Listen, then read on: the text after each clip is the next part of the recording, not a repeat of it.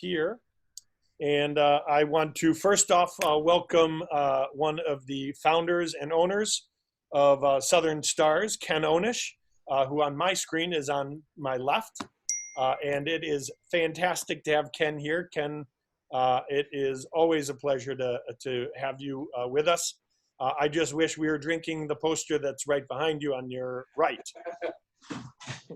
Yes, correct. A little Latour, but you know, the Casas del Bosque will be right on par, I'm sure.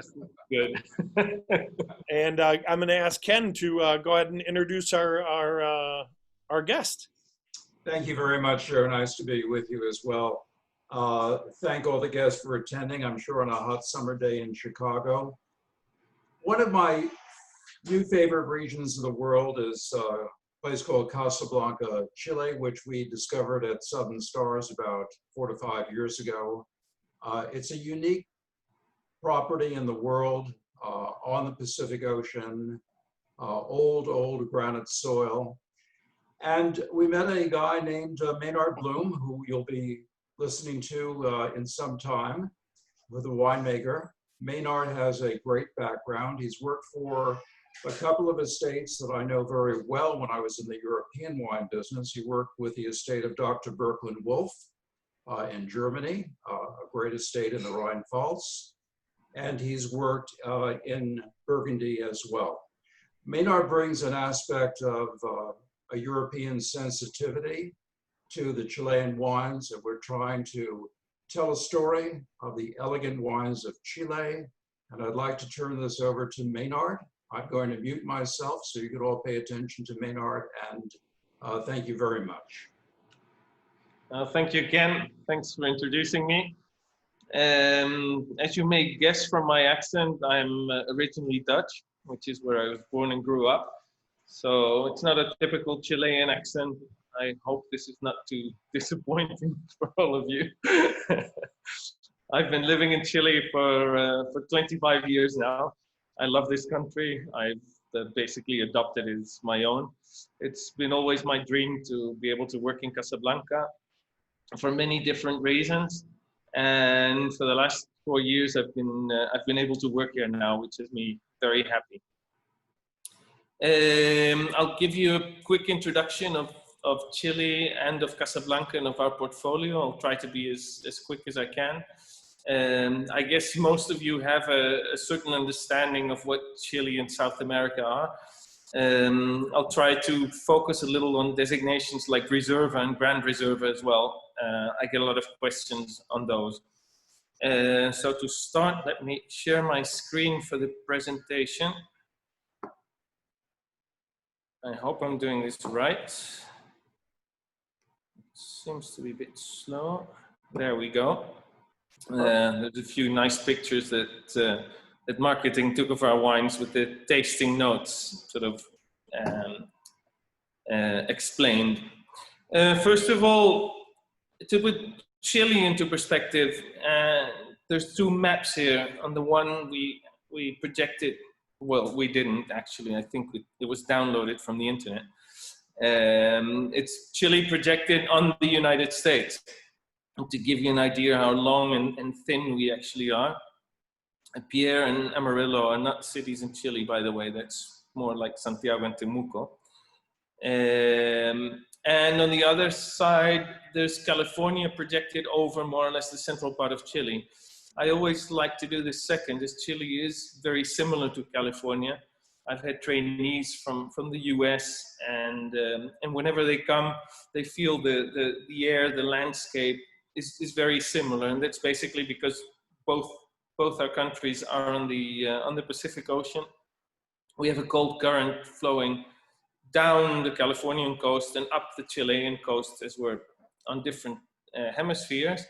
And even soil-wise, we're fairly similar. There is a mountain range behind us. There's some mountain ranges in between. So there's more than one similarity, which is also a reason why I always like to look at California for inspiration. Of course, it's different from California in many other aspects. First of all, it's a Latin American country, which makes it culturally quite different. even though with all the Mexicans in California, I guess California will become a Latin American country soon as well. The other broad perspective of Chile is the east-west crosscut. And I found this little map which shows maximal January temperatures concentrated among a certain range. And on this map you can see Santiago, which is right there in the red spot. It's the warmest, the lowest part of the valley. In this case, the Maipo Valley, which is part of the Central Valley. Casablanca, as you can see, is on the coast in a much cooler area. San Antonio, the harbor city, is even cooler. As you get very, very close to the coast, it gets very cold, and it would be extremely hard to get any grape to ripeness. Casablanca is more or less on the verge of where we can still grow grapes, albeit with a few problems such as spring frost. We suffer from a lot of spring frost, basically 1 year out of 2. Making viticulture not easy, but still it's fun. It's a big challenge. That's Chile. Soil-wise, Casablanca has a unique characteristic when you compare it to the rest of the coastal area in Chile, and it's because it's a fairly wide valley. It has flat valley floors and is a sandy soil. Sandy soils are basically fantastic for Sauvignon Blanc. It's a vigorous variety, so a lighter, poorer soil is perfect for toning down that vigor. The Central Valley is a mix of all kinds of different soils, but just, as you get closer to the rivers and slightly more upstream, you find a lot of rocks and stones, rounded stones, of course, because they came washing down the river eons ago, which is perfect, as you might guess, for Cabernet Sauvignon, similar to a Pauillac or a left bank Burgundy. The next question I always get is what's the whole thing with Reserva and Grand Reserva? Today we'll be tasting Reservas and Grand Reservas. First of all, the term always reminds me of tequila, where you have reposado, añejo, extra añejo, or even rum, which in this case is a sort of Spanish designation, as rum can be made in French, English, and in Spanish-speaking countries. I found even more fun when it came to cachaça, the Brazilian distillate, which is similar to French rum, which goes from armazenada, descansada to envelhecida, and then on to premium. There's always a lot of emphasis in South America on the time something spent in something like oak or wood. Especially cachaça can be aged in almost 20 types of wood, giving their own character. At our side of the Andes, in Chile and Peru, our tradition is mostly based on pisco. And here you see a few differences. In Chile, especially, we try to focus on the alcoholic strength of the beverage, whereas Especial is 35%, Reservado 40, and Gran Pisco 43. So Reservado doesn't mean it's been reserved or put apart in barrels for any time. Then if the particular Pisco spends 180 days in barrels, it can be called Guarda, and 360, which is a bit less than a year, it can already be called Envejecido. That legislation was mostly adopted to make a few things clear for customers, as it wasn't done this way traditionally. There was no Guarda or Envejecido. And in Peru, it's even easier because you cannot age Pisco in wood. It can only be aged in neutral vessels. And in Peru, they focus more on the style of the grapes that went into it, which is Mosto Verde if it was half fermented, Puro if it's just one variety, and Acholado if it's a blend of different varieties. So clearly on this side of the Andes, things are a bit different when it comes to aging. One of the aging things that I've been discussing, and Ken was there as well with Josh Green in New York, who basically questions how much aging do we need on Chilean wines anyway. The longer they age, not necessarily the better they get. And I think that's an important thing to keep in mind. In Chile, there is a legislation. It's not very complex, fortunately. In order for a beverage made of grapes to be called wine, it has to have a minimum of 11.5% alcohol. And chaptalization is not allowed, just like in California. Many countries still chaptalize. New Zealand is a good example, and of course many areas of northern France. In Chile, we have to reach a minimum of 11.5%, which is, I think, one of the highest minimal alcohol percentages in the world. Then for a wine to be able to be called Reserva, it has to have 0.5 degree of alcohol more. A bit similar to the Italian Superiore, where it basically indicates that the grapes were a bit riper. Oak barrels or any oak aging is not required in order to be called Reserva. And Grand Reserva does require oak aging, but it doesn't say which oak or for which period of time. So there is a bit of freedom. And again, in Grand Reserva, there's another 0.5% of alcohol extra required. So you talk of even naturally riper grapes. Then there are 2 more designations that we have. One is noble, which can appear on a label, which basically means noble late harvest. Grapes have to be harvested at a minimum of 16% potential alcohol. That doesn't mean it will ferment to 16% alcohol, which roughly corresponds to 270 grams per liter of sugars. And then it's up to the winemaker how much of that sugar converts to alcohol and how much of that sugar stays sugar. And the last and strictest designation in Chile is estate bottled, which appears on some of our labels, but not on all of them.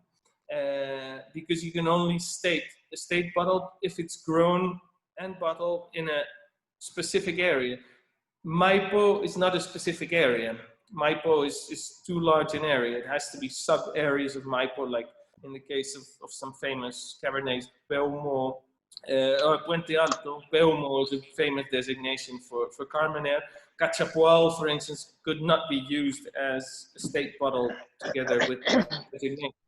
Casablanca is also considered a small area, so in Casablanca we can state estate bottled on the label. If it's estate grown and bottled, that means you have to own the vineyard and you have to bottle it in the area where it was grown. I put some pictures of Saint-Emilion Grand Cru next to it, just to make it clear that we're not the only country with problems of designations. There is a huge difference in Saint-Emilion when it comes to Grand Cru Classé or just Grand Cru. As you can see, Chateau Figeac on the right is a Grand Cru Classé, and it's one of the goodies. And the product on the left is something a bit nondescript. I don't even know who the producer is, but it states very proudly Grand Cru. So fortunately, we're not the only ones with this type of designation. Italy is a good case always with Superiore and all the rest of the terms. It doesn't make life for the consumers any easier, but maybe that's why you're there to explain it to people. Now on to our own winery. A picture of the front. We have a restaurant there. We receive a lot of visitors.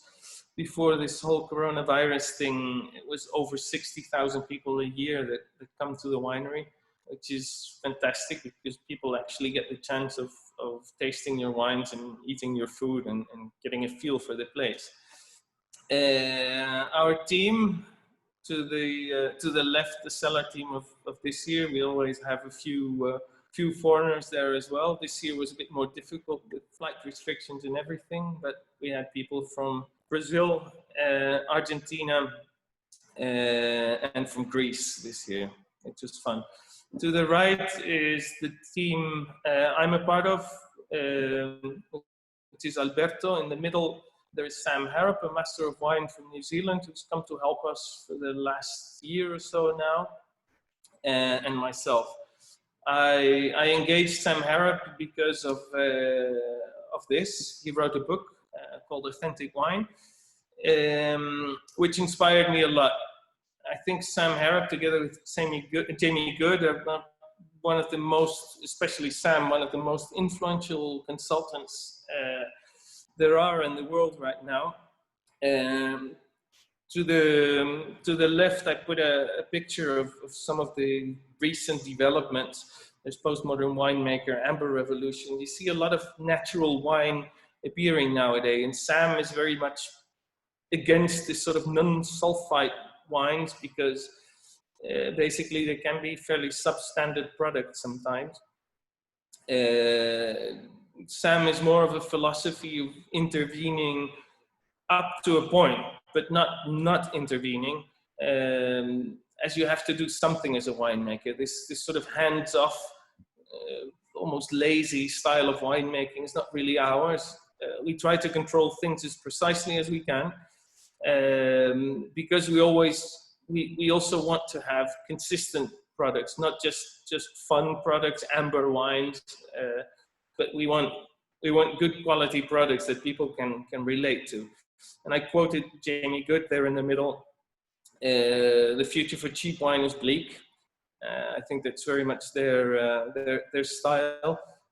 Commodity private labels, it's not very good. Wines have to be authentic, and authentic in that sense is well-made wines that are a good expression of where they were grown. Then on to Casablanca.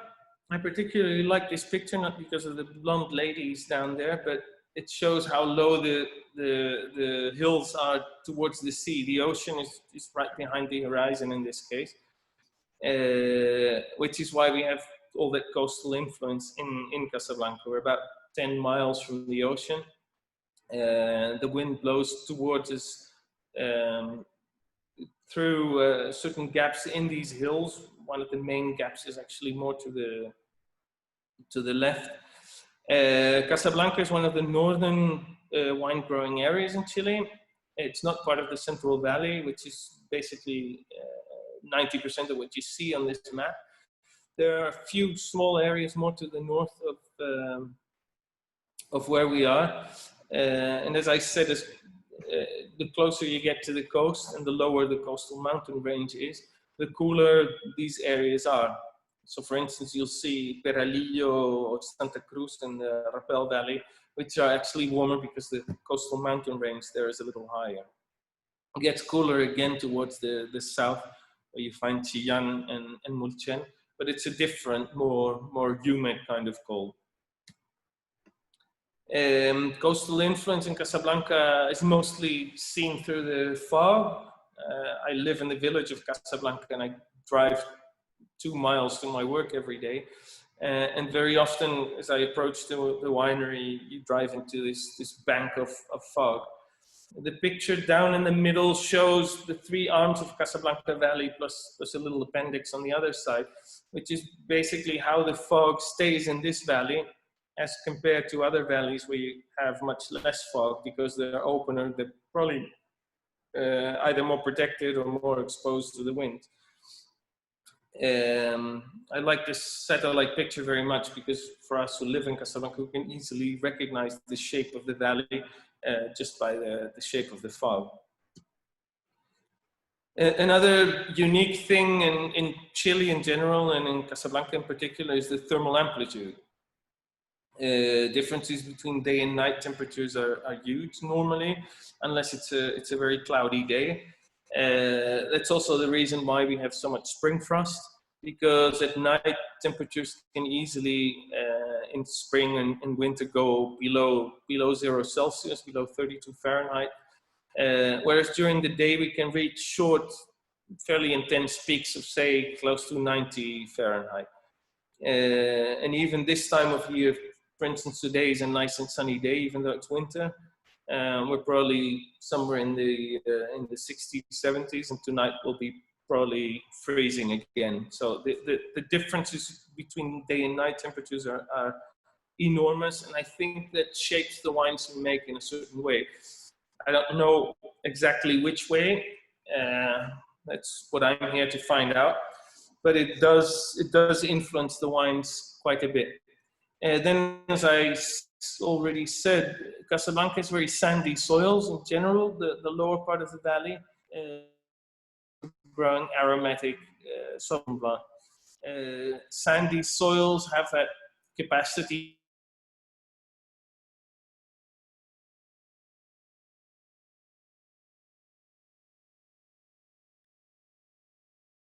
Sounds like we might be getting a little bit of a lag here with Meinard. So hopefully he'll be able to come back on here with the internet.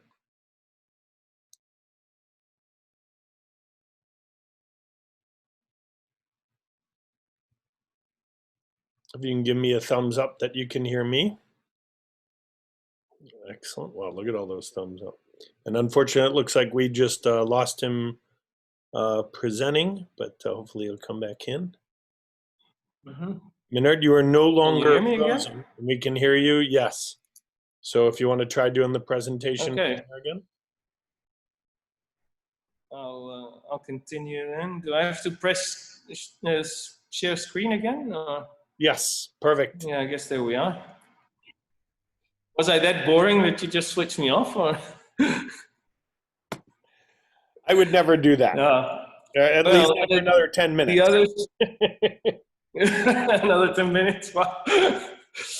The other type of soil that we have are red granitic soils. They're extremely old. As you can see, the rock has been scratched by one of these big machines, and it's easily it's decomposed. It's easily removed, which is fantastic. And on the top, a thin layer of fairly clayey red. Red means rich in iron soil is found. It's heavier soil, even though there's little of it, and it's very suited for, say, Pinot Noir or Syrah, mostly red grape varieties. I'd say Chardonnay comes somewhere in between, on the verge between the valley floor and the hills. Let me see if I can move this. It's not all about Casablanca, though, even though we basically built our reputation here in Chile with Sauvignon Blanc, which also built the reputation of Casablanca. We've become very important in production of Carmenere and Cabernet Sauvignon as well, without maybe setting out to do so, but people seem to like our style of Carmenere and Cabernet Sauvignon. Maybe our approach is a little more hands-off, or maybe because we're foreigners, our look on Cabernet Sauvignon and Carmenere is a bit different from the average Chilean winemaker. We love making these varieties. We think they fit very well into a portfolio together with Sauvignon Blanc, as they're all Bordeaux varieties. Especially Carmenere being a sort of rediscovered variety in Chile, gives us something fairly unique to work with and find our own inspiration with a grape that basically nobody leads the way if it's not ourselves. And in this case, Cabernet Sauvignon, there's fantastic stuff from Bordeaux, from Napa, from Australia, whereas Carmenere is something unique for Chile. And I think we enjoy it just for the uniqueness. It's a fantastic variety, good in color. It's always soft. There's fantastic tannins. It's definitely one of the nobler varieties when you compare it to, say, Carignan, which is becoming very fashionable now. Carmenere definitely has more fruit, more elegance of tannins, more body. The Maipo, as I said, ideal for Cabernet Sauvignon. It's those very gravelly soils. There was a soil pit dug in one of the vineyards where we buy grapes, and it's just spectacular, the amount of stones and sand. Roots can go as deep as they want, and there's no water table in sight. The low vigor soils, which again is fantastic for a high vigor variety like Cabernet Sauvignon. Just like sandy soils, which are low in fertility, are good for a high vigor variety like Sauvignon Blanc. Chardonnay and Pinot are slightly more delicate. They need a bit more soil generally. So I wouldn't grow them on this type of soil, but they're fantastic for Cabernet Sauvignon. What we'll be tasting today, 2 wines from Casablanca, one from Rapel. Rapel seems to be the best area in Chile to grow Carmenere. It needs a bit more heat, so basically all the heat you can get. And Rapel is slightly warmer, and Cabernet Sauvignon from the Maipo. As I said, the Sauvignon is very aromatic. even though we have a consultant from New Zealand, we don't like to make it into a New Zealand style of wine, even though, of course, people will recognize it as something similar. It's the same grape variety. Here in Chile, we normally steer somewhere between, say, the extreme austerity of a Salsea and the extreme tropical exuberance of New Zealand. We try to go for something a bit more citrusy, a bit more restrained in style. 1919, the vintage we're tasting today, was a riper vintage as well, which is always lovely. A bit less acidity, a bit softer, a bit rounder. We're extremely happy with the results, and that's good because it's about 40% of our production, this wine, so it well should be. The second wine we're tasting is a Pinot Noir, a Reserva. I don't get to taste it very often as it's not sold in Chile, unfortunately. It all goes to the United States and Canada, I think. Here you see the quality of the fruit of Casablanca, maybe even better. Chile always struggled to make elegant Pinot Noirs because the climate, especially in the central valley, was always too warm. That was until Casablanca came along. It was basically the first cool climate area discovered in Chile. The only problem in those days was healthy plant material, something South Africa, California, and some other countries have had problems with. It's normally fairly low in vigor, which is an issue we have here in Casablanca as well. It gives you very concentrated grapes, but the yield is very low. So that's the result of Pinot Noir. We don't do much oak aging. It normally spends a few months or so in used oak barrels, just to get the newness off the wine, to give it a bit more vinosity, but not trying to overdo anything in the oak spectrum.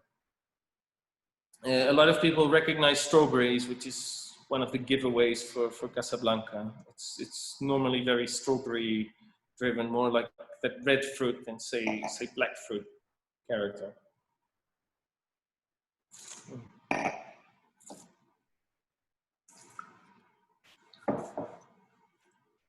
And then on to Carmenere.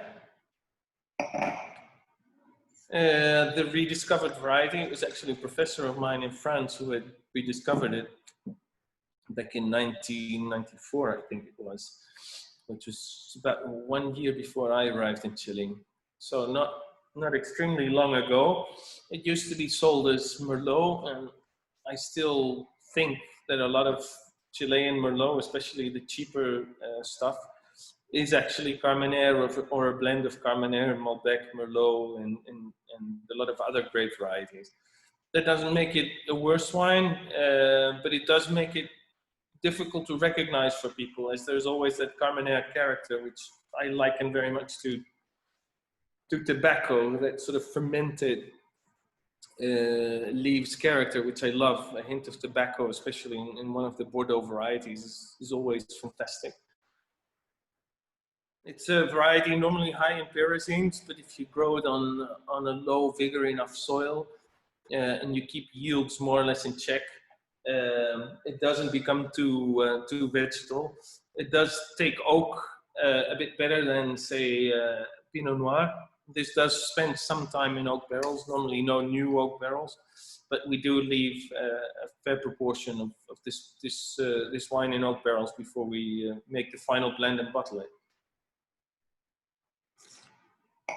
You'll be able to taste a lot of plushness, a lot of softness, and that's because the acidity of Carmenere is normally, say, 2 grams per liter lower than the acidity on a Cabernet Sauvignon. It's quite similar to Cabernet Franc, and that's because Cabernet Franc is the father of Carmenere, but also the great-grandfather. So it comes back twice in Carmenere's genealogy. And it's hard to tell the plants apart, actually. Carmenere looks a lot like Cabernet Franc. There are a few things that we can distinguish it from. It's easier to distinguish from Merlot. which is a bit to our shame. But in northeastern Italy, and I work with an Italian from the Veneto, they also confused it with another variety, which in their case was Cabernet Franc, which was easy to justify, as they look alike very much.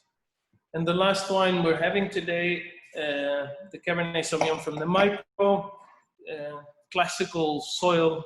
Say if Chile were California, then probably the Maipo would be Napa Valley.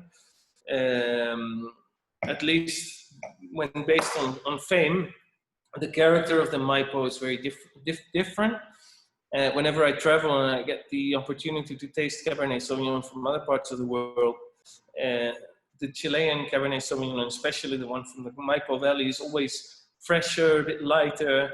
It can be minty. It has that sort of fresh, say, blackcurrant driven nose. I'm aware that a lot of people in the United States don't eat blackcurrants. Apparently it was rooted out by the USDA many years ago. But many people have had Ribena or other blackcurrant drinks. And it is that very perfumed, almost minty nose which really makes it stand apart for elegant Cabernet Sauvignon. I think if you want richer, riper Cabernet Sauvignon, it's probably best to look to Australia or California. If you want fresher, slightly more nervous, slightly fruitier Cabernet Sauvignon, then Chile is probably one of the best alternatives in the world right now. That said, there is something about Sauvignon Blanc, especially the one you're tasting now. This was the first time we actually got a decent score from Wine Spectator for this wine.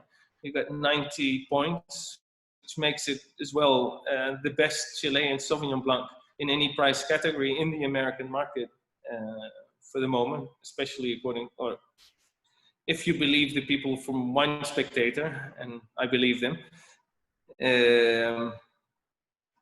No, we've been working with Sauvignon Blanc for so many years and trying to develop our own style.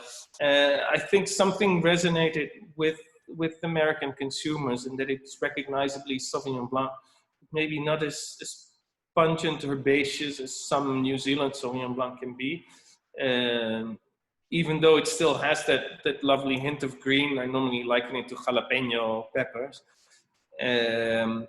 which is great. We've formulated two others. The third one is called Pequeñas Producciones, which is a small lot of barrel fermented Sauvignon Blanc.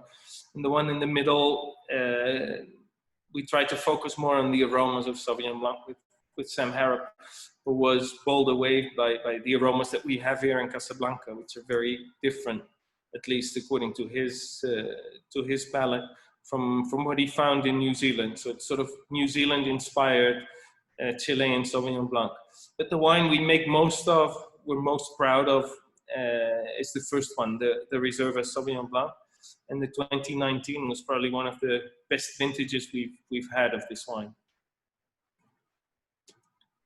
That concludes my presentation. Wow, I've been talking maybe a bit too much. If you have any questions, please let me know. Not at all. You were fantastic and very appropriate presentation-wise. So thank you very much for that. Thank you. As always, I am happy to have you unmute if there were any questions that you had to ask or were interested in asking. Also, you can use the chat feature, which you can go ahead and post there. And then if you're very shy like we know Mike Miller is, you can always just have me ask the question for you. So I will quickly state that, let me do this so we can open up the conversation. There we go, everybody can see each other. But one thing that I would say is that Carmenere, I mean, the complexities, the softness, the approachability of that wine has just always been a favorite. Obviously, it's a specialty from the area, but you guys really are doing a great job with it. And wanted to compliment you on that. And the Cabernet is just smooth. It's definitely got that Southern Chilean influence, flavor profile. but really appreciate it. And the values that you guys represent, please keep on doing what you're doing.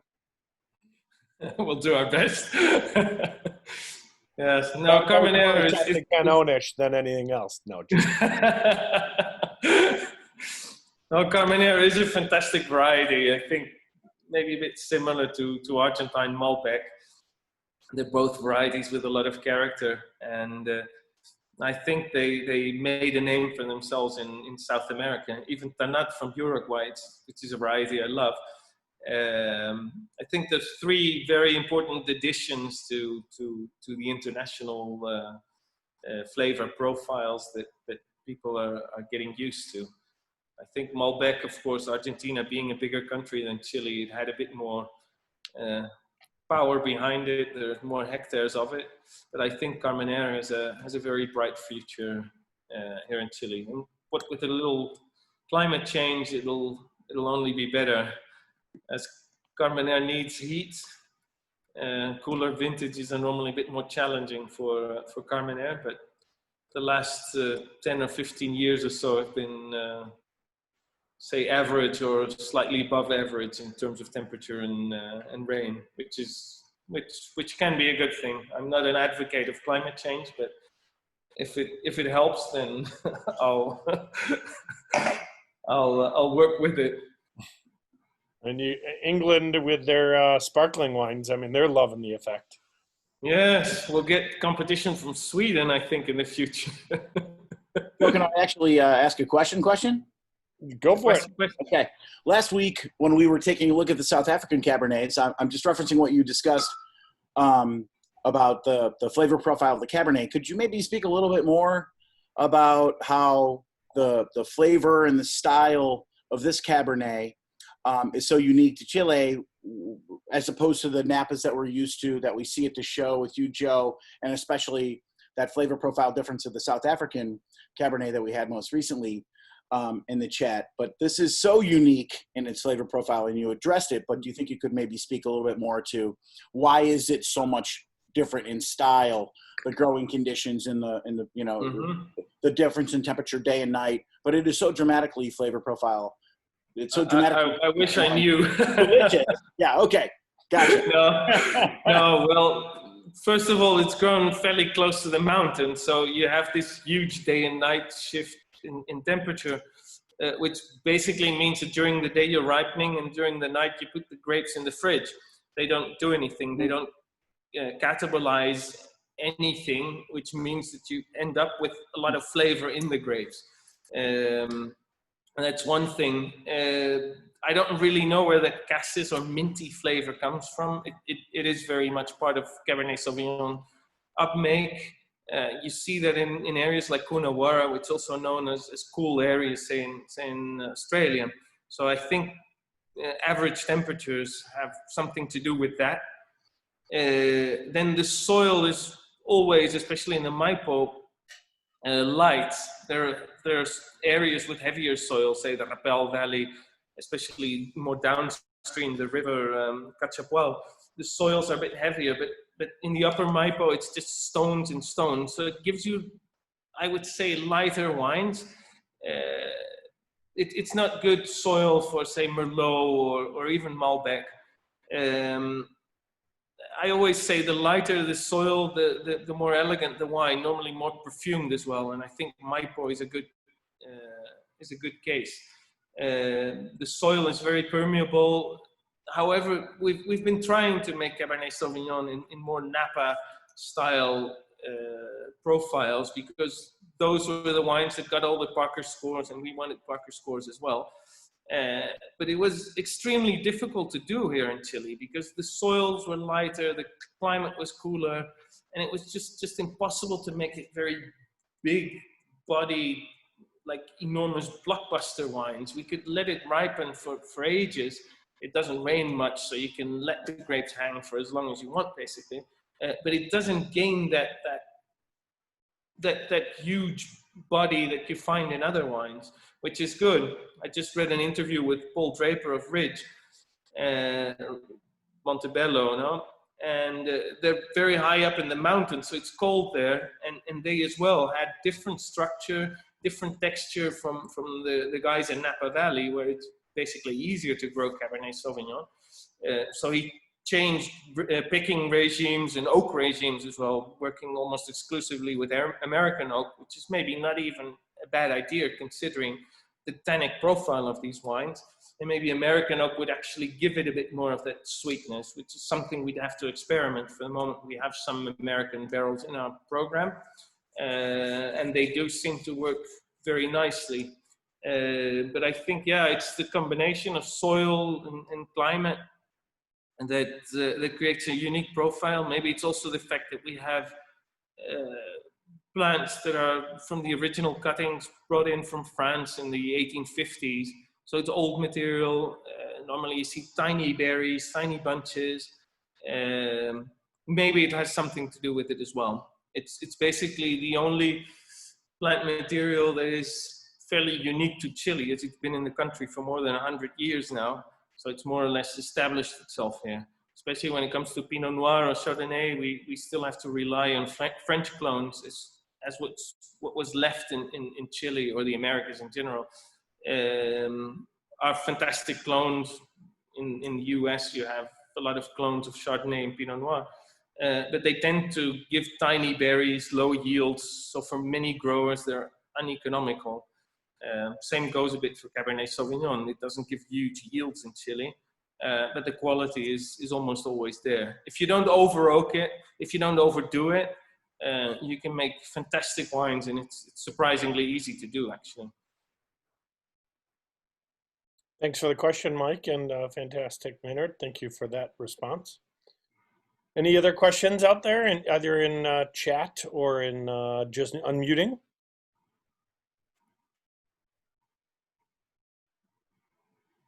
Ken? Nope, Ken, you are on mute.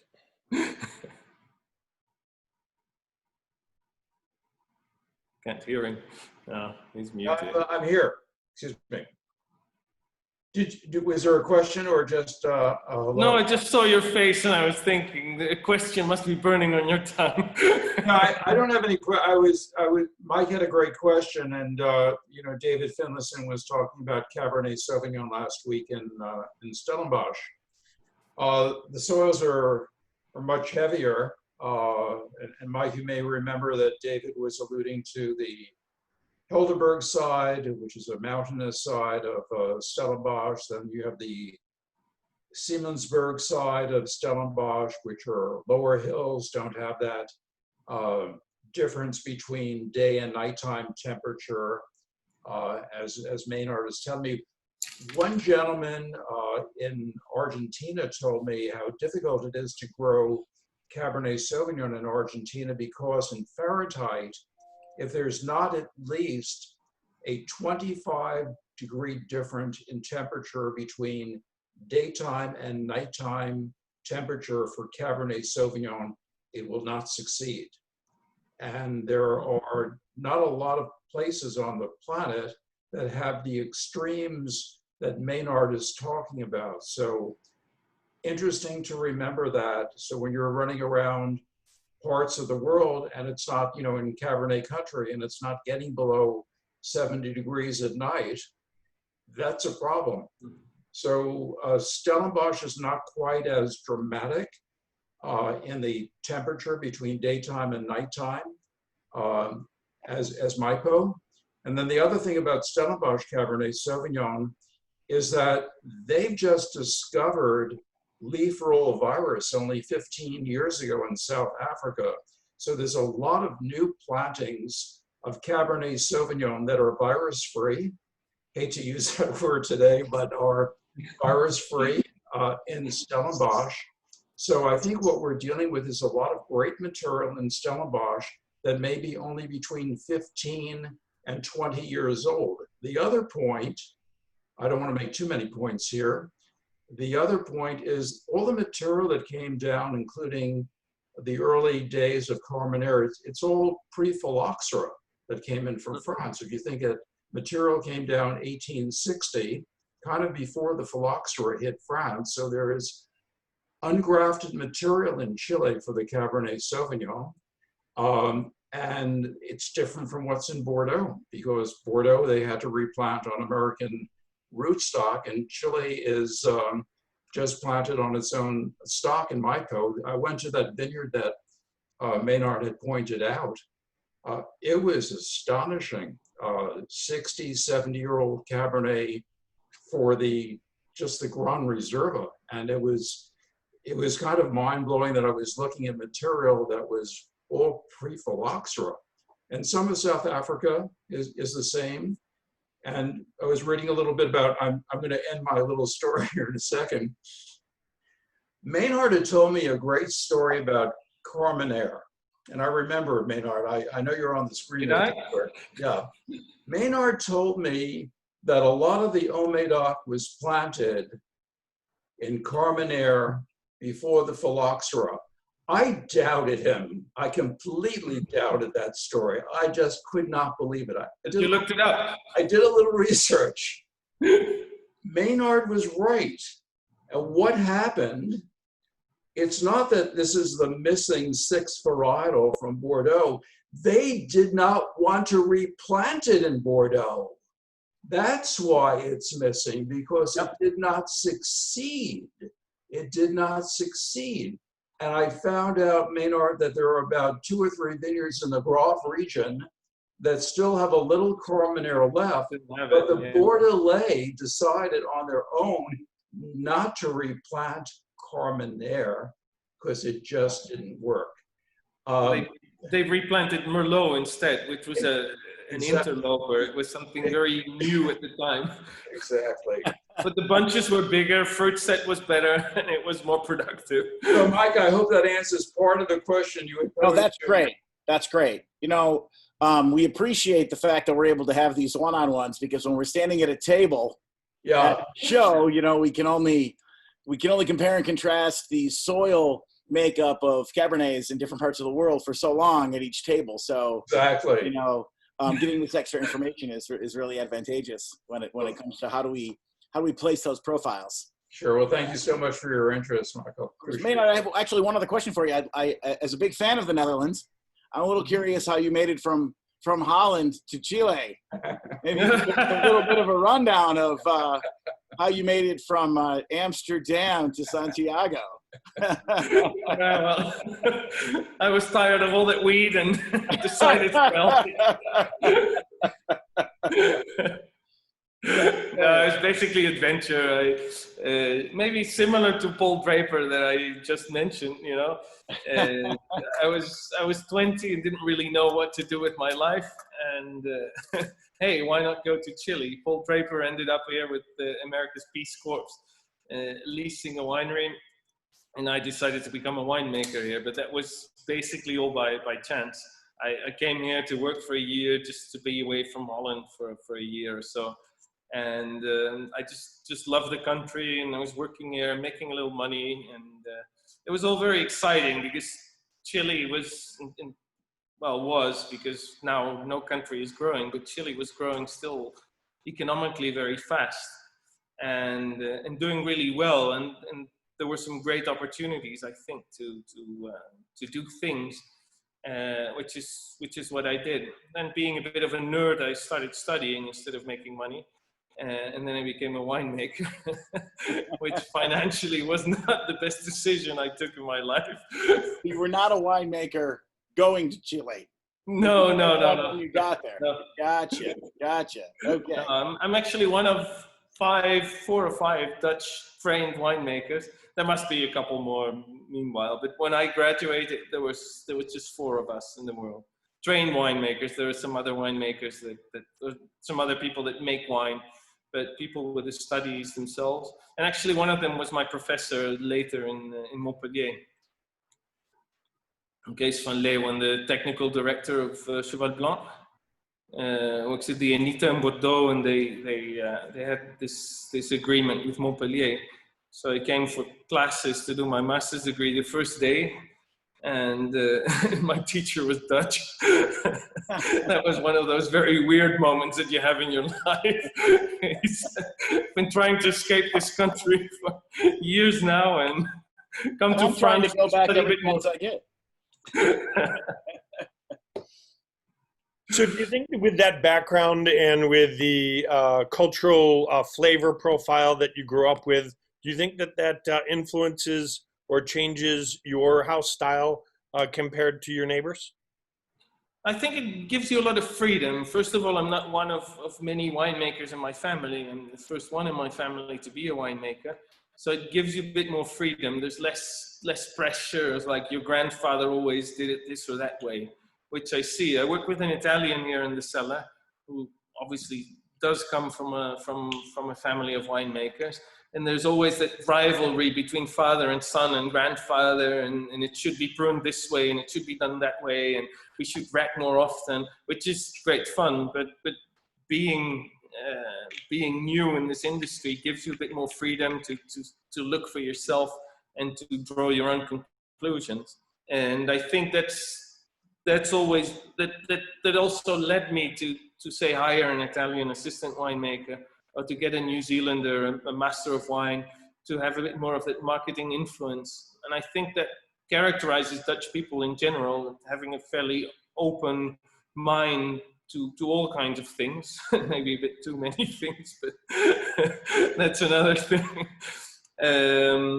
But yes, I try to look at things as broadly as I can, and working with people like Alberto with old world influence, or Sam with New Zealand. New Zealand is a country I admire hugely because they created an industry out of nothing, which has become world leader in at least one variety, which is something we'd love to do here in Chile, you know, getting the prices and the recognition for Carmenere that New Zealand got for Sauvignon Blanc. That would be fantastic.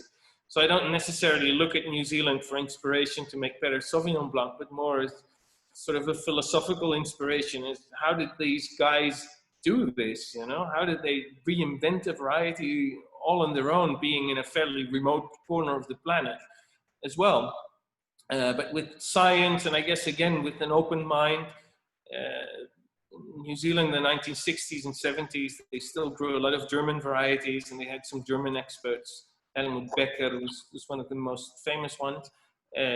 Which was great, but then all of a sudden they discovered that this particular variety did very well in New Zealand, and they made it their own and made it into a success. So there's great lessons to be learned from that. So I guess being Dutch, yeah, gives me that sort of freedom to look at a different solution. Very, very cool. Were there any other comments, questions we had from Meinard? We are coming up to an hour, and I cannot thank you all enough for joining us yet again for our virtual tastings here. Hopefully you have all enjoyed it. I want to thank Ken Onish for partnering up with us and being a great supplier, and for joining us here on the Zoom, as well as Meinard. Thank you so much for taking your time out in what I'm sure is a very crazy time for you guys down there. And I hope it's a bit of a crazy time for everyone. Yes, I hope everyone great health and great success in business. And thank you very much again. And if you want to email any questions, I'll make sure we forward those on. Until next time. Take care. Thank you very much. Thank you.